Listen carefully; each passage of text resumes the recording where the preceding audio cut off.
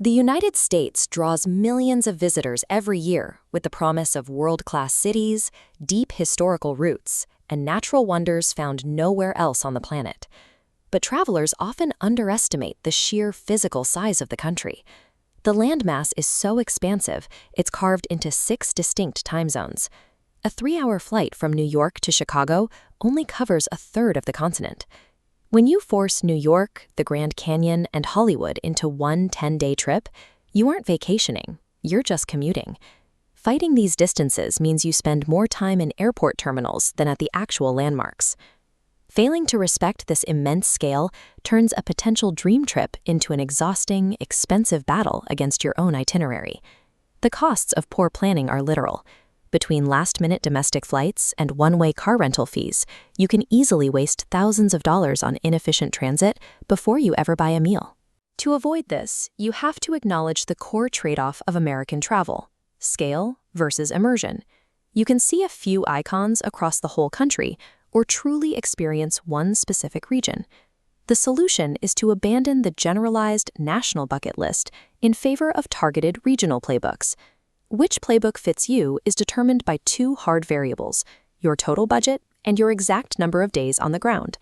Your actual resources, rather than highlights you see on social media, must dictate your geographic strategy.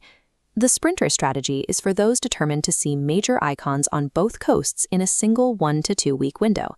This path is usually driven by a desire to see East Coast anchors like the Statue of Liberty and other historic symbols of freedom, but it contrasts that with the massive pull of the West Coast, specifically the entertainment capital of the world in Los Angeles.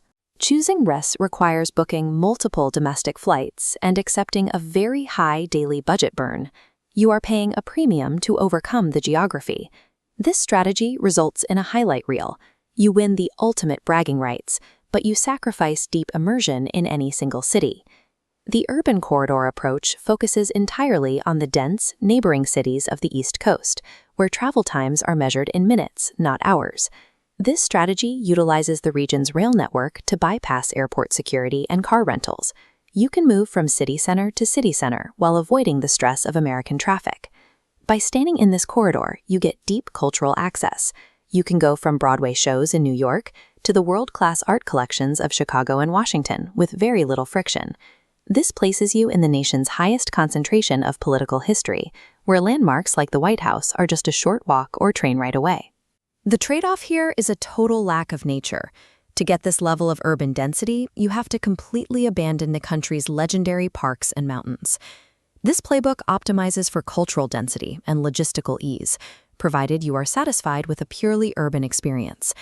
The Great Expanse is the alternative for those seeking the definitive American road trip through the Western states. The reality of the West is isolation. Because major landmarks are hundreds of miles apart, a manageable loop of these sites practically requires famous geological wonders, like the layered red rock of the Grand Canyon. This region also demands intense seasonal planning. You have to account for the extreme shifts between blistering desert heat and high-altitude mountain snow. The Western playbook trades urban convenience for the cinematic scale of the American wilderness. Before you pick a region, you need to understand the ground-level cultural realities that apply to every American itinerary.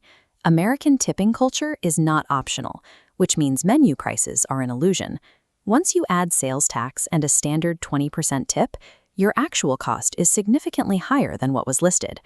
You also face administrative hurdles. Navigating specific visa requirements through the Department of State website is a mandatory first step before booking any flights. Socially, Americans value personal space and punctuality. Arriving late for a reservation or tour is often treated as a cancellation.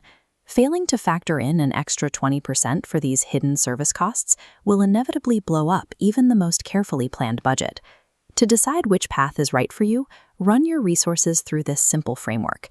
If you are short on time but have a high budget, you can afford the domestic flights required for a coastal highlight reel. If you want to avoid driving and prioritize history and museums, the East Coast City Connection is your most efficient move. And if you have at least 14 days and crave the natural world, you hit the road for the Great Expanse. You now have a logic-based formula to dictate your trip, eliminating the stress of trying to see everything at once. The hardest truth about traveling the U.S. is that it is physically and financially impossible to do it all in one vacation. When you prioritize depth over constant transit, you move from being a passenger to being a traveler.